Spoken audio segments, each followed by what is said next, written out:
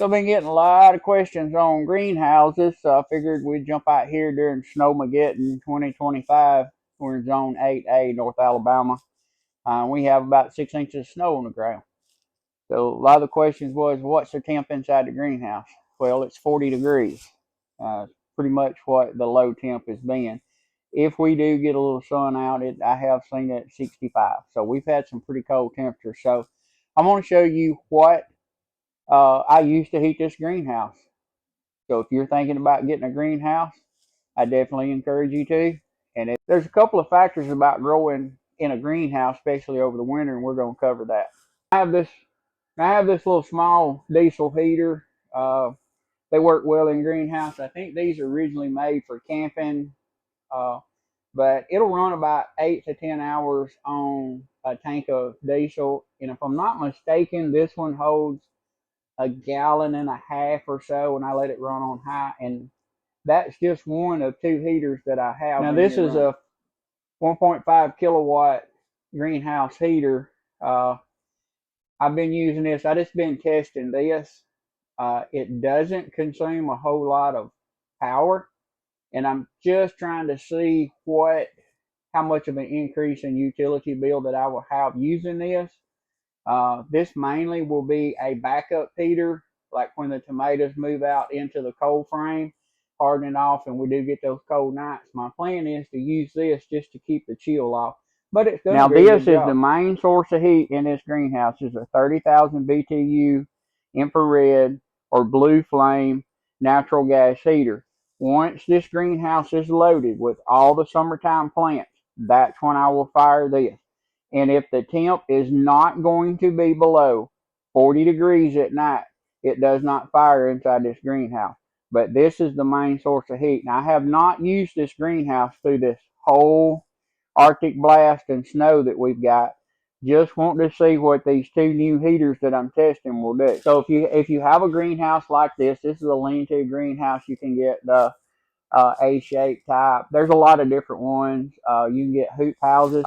I have seen a lot of people with a hoop house, they will put raised beds down through them, and having that outer layer of protection works real well. Hoop house, which is the main part of it, gives you your first layer of protection, and they went back and put hoops over the raised bed and put another layer of plastic over, and their plants have done very well. So if you want to grow cool weather vegetables, that is an excellent way of doing it. Now, greenhouses work real good for overwintering plants. I have a lot of hydrangeas in here that I propagated late, and they had a small root system before real cold weather hit.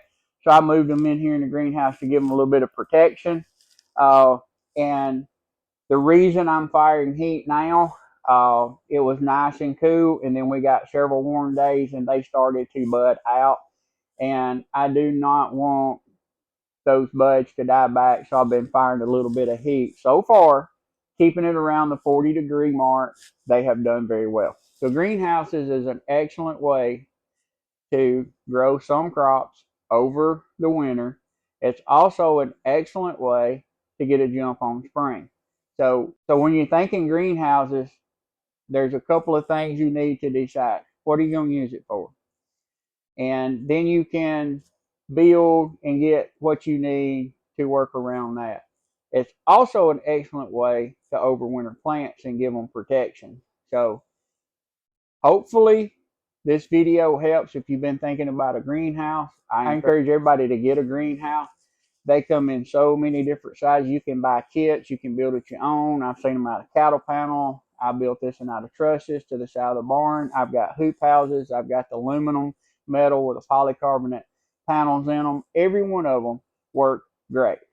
So, and you can even get smaller ones. I have one. It's probably 6 foot long, 3 foot wide. And you would be surprised at how many plants that you can put in that. And when I first got it, I was like, I don't really know what I'm going to do with it. So I went out there and started using it. And that was when I first started hardening off my plants before I got the hoop house or the polycarbonate or the aluminum greenhouse with a polycarbonate on it. That's how I would harden off tomatoes. And in that little small area, I was able to get almost 50 tomatoes in them. So you don't have to go real expensive on a greenhouse. You can get those smaller ones and start from there. If a small one works into what you're doing, just do that and then maybe add another one and have 3 or 4 of those that size. And next thing you know, you're just getting a little bigger. So you have to get them according to the space and always make sure you pick where you get the maximum sunlight. Hope this video helps somebody on greenhouses.